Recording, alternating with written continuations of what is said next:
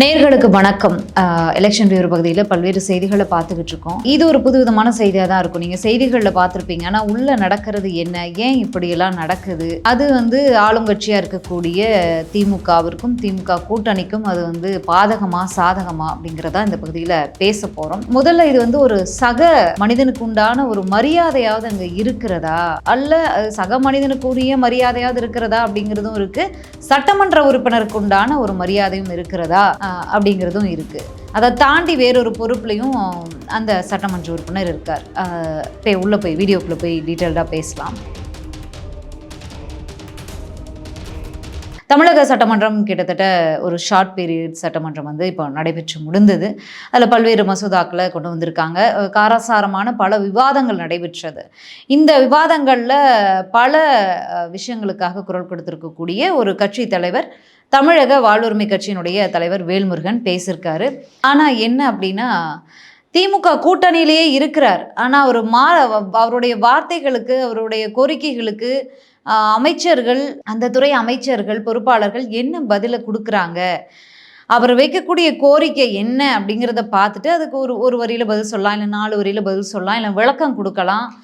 அதையெல்லாம் தாண்டி அதாவது நீ எந்த தொகுதி, நீ ஏன் இந்த தொகுதி கோரிக்கையாக கேட்கறதுக்கு அந்த சட்டமன்ற உறுப்பினர் இருக்காரு, நீ ஏன் கேட்குற அப்படிங்கிறதெல்லாம் ஒரு பேச்சா அப்படிங்கிறது நமக்கு ஃபர்ஸ்ட் ஆஃப் ஆல் புரியலை. அப்படிதான் அவர் தொடர்ந்து பல்வேறு விஷயங்களை பேசிட்டு இருந்தார்.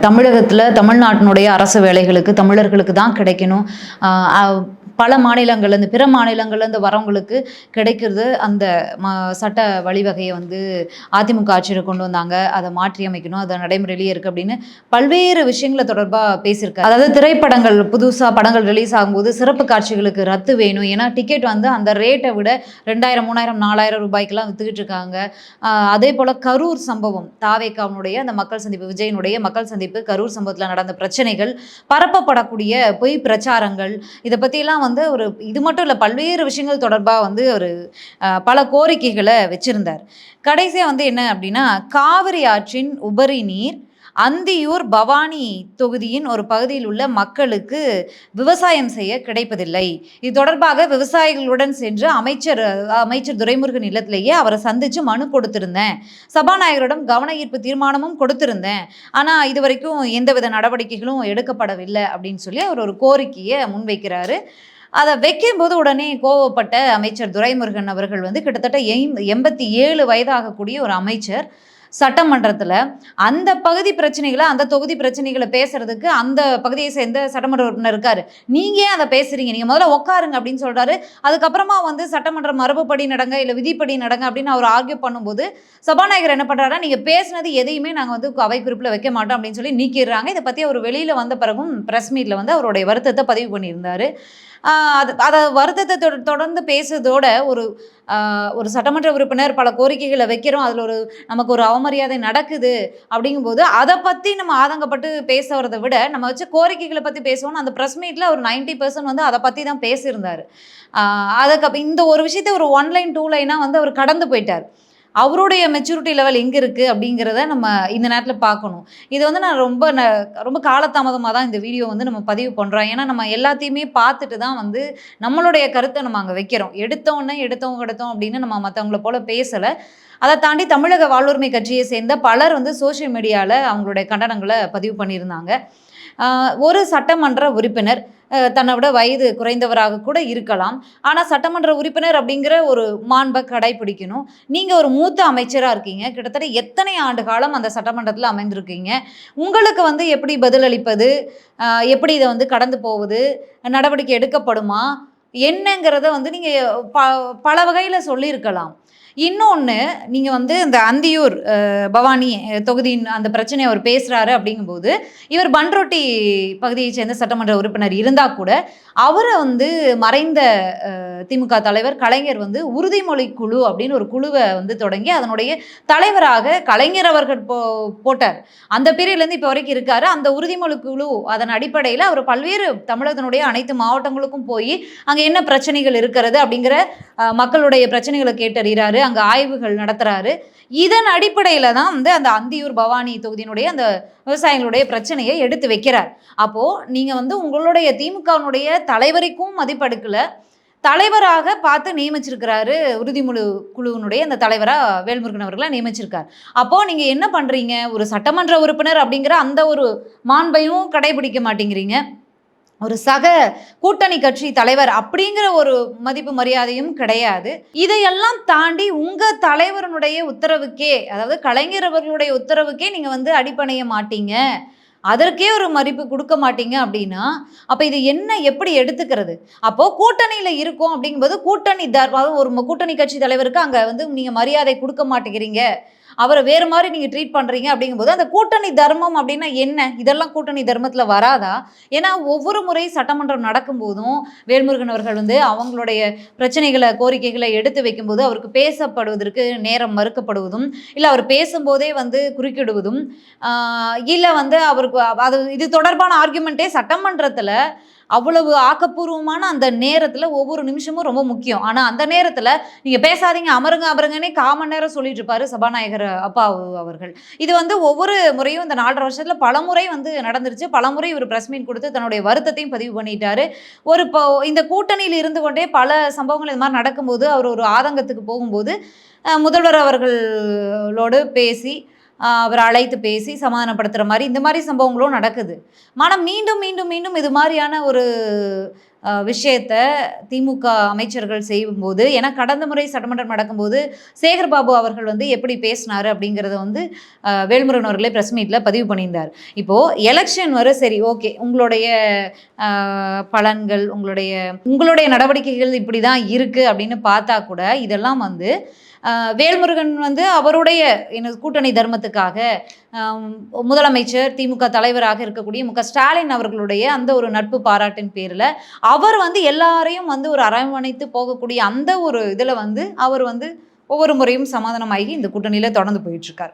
இப்போ தேர்தல் வர இருக்கு. 6-7 மாதத்துல தேர்தல் வர இருக்கு.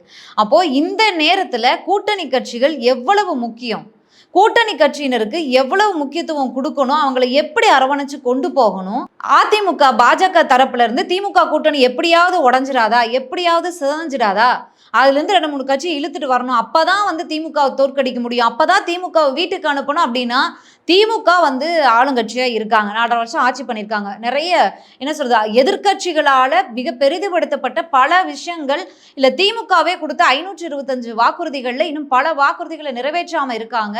இந்த மாதிரி பல விஷயங்கள் வந்து கள்ளக்குறிச்சி விஷயமாகட்டும், வேங்கவேல் விஷயமாகட்டும், இந்த மாதிரி பல விஷயங்கள் வந்து பேசி பேசி பேசி பேசி மக்களுடைய ஆழ் மனதுக்கு கொண்டு போய் எதிர்கட்சியினர் வந்து சேர்த்துட்டாங்க. அதை வந்து அழிக்க முடியாது. இது வந்து எந்த அளவுக்கு வாக்குப்பட்டியில எதிரொலிக்குது அப்படிங்கிறத தேர்தல் நேரத்தில் தான் வந்து எல்லாருக்குமே தெரியும்.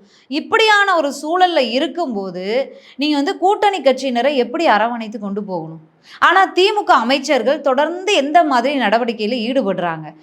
ஏன் இப்படி நடக்குது? இதற்கு வந்து ஒரு முடிவே இல்லையா அப்படிங்கிறத நம்மளுடைய கேள்விக்குறியா இருக்கு. இப்போ அதிமுக பாஜக வந்து காங்கிரஸ், விசிக, இல்ல மதிமுக, இல்ல யாராவது வந்துட மாட்டாங்களா அப்படின்னு இருக்கும்போது, வேல்முருகன் அவர்கள் வந்து தொடர்ச்சியா சட்டமன்றத்தில் வந்து பல விஷயங்களுக்காக அவர் வந்து கூட்டணியிலேயே இருந்தா கூட நான் வந்து நடக்கக்கூடிய பிரச்சனைகளுக்கு குரல் கொடுப்பேன்னு ஒவ்வொரு விஷயத்துக்கும் பேசிட்டு இருக்காரு. அப்போ அவர் பேசக்கூடிய விஷயங்களை எல்லாம் எது தரப்புல இருக்கக்கூடியவங்க, அதிமுகவினராகட்டும் இல்லை பாஜகவினராகட்டும், அதை எடுத்து அவங்க வந்து அரசியல் பண்ணிக்கிட்டு இருக்காங்க. கூட்டணியில இருக்கக்கூடிய கட்சி தலைவரே வந்து இவ்வளவு குற்றச்சாட்டுகளை வைக்கிறாரு, அவருக்கே இந்த நிலைமை அப்படின்லாம் அவங்க பேசுறாங்க. அப்படி பேசும்போது நீங்க எப்படி அரவணைச்சு கொண்டு போகணுன்ற ஒரு அட்லீஸ்ட் உங்களுக்கு அந்த ஒரு சபை நாகரிகம் இருக்கா இல்லையா அப்படிங்கிறத தாண்டி தேர்தல் வர இருக்கு. அதற்காகவாது கூட்டணி கட்சியினர் ஒரு அரவணைச்சு போகணும், வெற்றி பெறணும் அப்படிங்கிற ஒரு நோக்கம் இருக்கா அமைச்சர்களுக்கு அப்படிங்கிறதே இப்போ கேள்விக்குறியாகிருக்கு. ஏன்னா திமுகவினுடைய தலைவர், இல்லை முதலமைச்சர், துணை முதலமைச்சர், இவங்க எல்லாருமே வந்து எப்படியாவது வந்து மீண்டும் இன்னொரு முறை வந்து ஆட்சியில் அமர்ந்துடணும், திமுக 2வது முறை ஆட்சியில் அமரலன்னு சொல்லிக்கிட்டு இருக்காங்க. ஆனால் நம்ம வந்து அந்த சாதனையை படைச்சிடணும், ஏற்கனவே ஒரு முறை நடந்து ஆட்சி கலைக்கப்பட்டிருக்கிறது, இருந்தாலும் கூட மீண்டும் இன்னொரு முறை ஆட்சியில் வந்து நம்ம அமர்ந்துடணும், பாஜக கூட்டணி என்னைக்கும் தமிழ்நாட்டில் கால் வைக்க விடமாட்டோம், பாசிசத்துக்கு இங்கே வேலையே இல்லை அப்படின்னு முதலமைச்சரும் சரி, துணை முதலமைச்சரும் சரி, ராசா எவ்வளோ பேர் வந்து தொடர்ந்து அதற்காக போராடிட்டு இருக்காங்க, குரல் கொடுத்துட்டு இருக்காங்க. கூட்டணி கட்சி தலைவர்களுமே வந்து இந்த ஒரு என்ன சொல்றது, இந்தியா கூட்டணி அப்படிங்கிற ஒரு விஷயத்துல ஏன் சேர்ந்திருக்காங்க, மோடி வந்து பிரதமர் ஆகிடக்கூடாது அப்படின்னு நாடாளுமன்றத்தில் குரல் கொடுத்தாங்க. இந்தியா கூட்டணி பாசிசத்துக்கு எதிரான ஒரு கொள்கை கூட்டணி, இது சமூக நீதி சமத்துவம் அப்படிங்கிற அடிப்படையில் அமர்ந்திருக்கக்கூடிய இந்த கூட்டணி இதை நாங்கள் வந்து சிந்தாம சிதறாம கொண்டு போவோம், நாங்கள் இந்த கூட்டணியை வந்து உடையாது அப்படின்னு சொல்லி போயிட்டு இருக்கும்போது, நடக்கக்கூடிய எல்லா பிரச்சனைகளுக்கும் அவங்க உங்களுக்கு வந்து ஆதரவாக இருக்கும்போது நீங்கள் வந்து இப்படி கூட்டணி கட்சி தலைவர்களை ட்ரீட் பண்ணுவது அப்படிங்கிறது இதோடவாவது ஒரு முற்றுப்புள்ளி வரணும் அப்படிங்கிறது தான் நம்மளுடைய வேண்டுகோளாக இருக்குது. இப்படியே போய்கிட்டு இருந்தா கொஞ்ச நாளைக்கு முன்னாடி பல சம்பவங்கள், அதாவது திமுக அமைச்சர்கள் வந்து பொதுவெளியில் நடந்துக்கிட்ட பல சம்பவங்கள், அவங்க பேசின விஷயங்களுக்காக முதலமைச்சர் மன்னிப்பு கேட்குற ஒரு சூழல் இருந்துச்சு. அது போக ஒரு வீடியோ போட்டு ஒரு அட்வைஸ் எல்லாம் கொடுத்தாரு. தினமும் காலையில் எந்திரிக்கும், எனக்கு தூக்கம் வரமாட்டேங்குது, காலையில் எந்திரிக்கும் போது என்ன பிரச்சனையை நீங்கள் இழுத்து விட்டுருப்பீங்கன்னு தெரியாமல் நான் எந்திரிக்கிறேன் அப்படின்லாம் சொல்லியிருந்தார். அது அப்போ.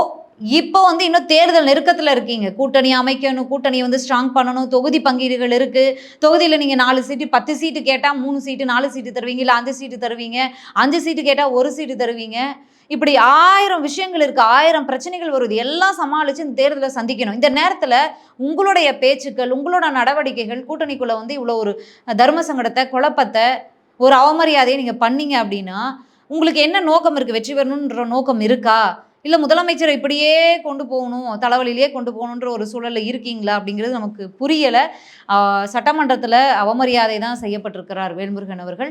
அப்படி இருந்தும் கூட அவர் வெளியில் வந்து பேசும்போது கோரிக்கைகள் தொடர்பாக தான் அவர் 90% பேசினார். இதை பற்றி ஒன்லைன் தான் பேசிட்டு போனார் அப்படிங்கிறதையும் நம்ம இந்த நேரத்தில் கவனிக்கணும். ஸோ திமுக என்ன பண்ண போகிறாங்க, முதலமைச்சர் என்ன பண்ண போகிறாரு, அமைச்சர்களை எப்படி வந்து கட்டுக்கோப்பாக வச்சு கொண்டு போய் இந்த கூட்டணியை உடைக்காமல் சிந்தாமல் சிதறாமல் தேர்தலை சந்தித்து வெற்றி பெறாங்களா இல்லையா அப்படிங்கிறதையெல்லாம் பொறுத்திருந்து பார்க்கலாம். ஏன்னா இவங்க ஒவ்வொரு சம்பவம் நடக்கும்போதும் இவங்க செய்யக்கூடிய ஒரு தவறு பண்ணுறாங்க.